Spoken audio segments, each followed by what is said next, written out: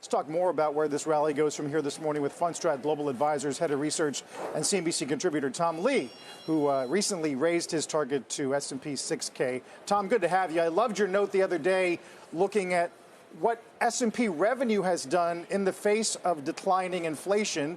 And your general point is that real revenue has accelerated, and that kind of explains why equities have been so resilient.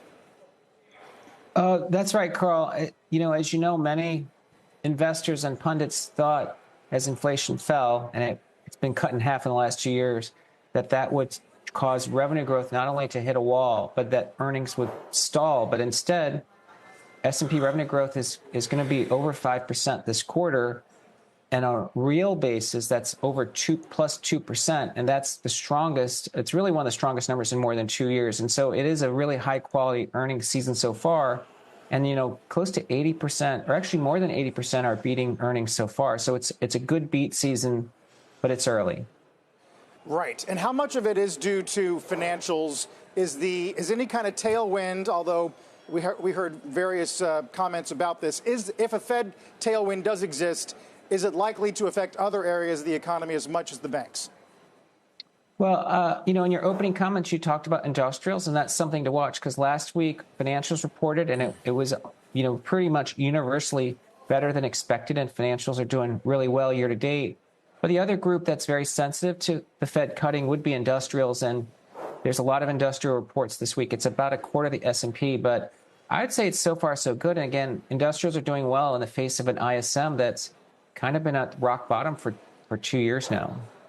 Tom, how much would you ascribe the recent momentum to aspects of the election as that draws nearer, just over 2 weeks away? I think that's been a dynamic. I mean, I've been fooled by seasonality because I figured from September to Election Day, markets would be very tentative because this is an extremely close race. I mean, this is a coin toss, according to Nate Silver.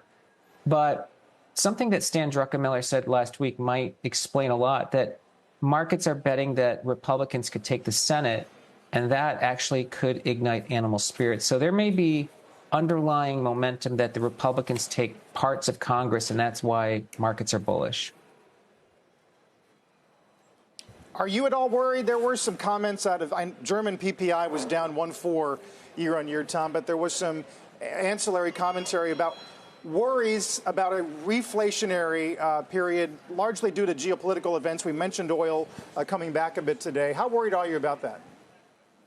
Well, I think that headline CPI could definitely get affected because oil moves dynamically, and it has an almost immediate effect on headline CPI. And we know transport costs have also spiked recently. Part of it's seasonal, but that affects headline. I think the market's going to be somewhat skeptical that could trigger a sustained reigniting of inflation. But I think the economic data is going to be a little confusing the next couple of months because, the Boeing strike itself is going to affect the jobs report. But I think ultimately the Fed is still on a path towards getting back to neutral. I think that should be the focus. And that means, stocks which have been strong are really still a buy the dip market.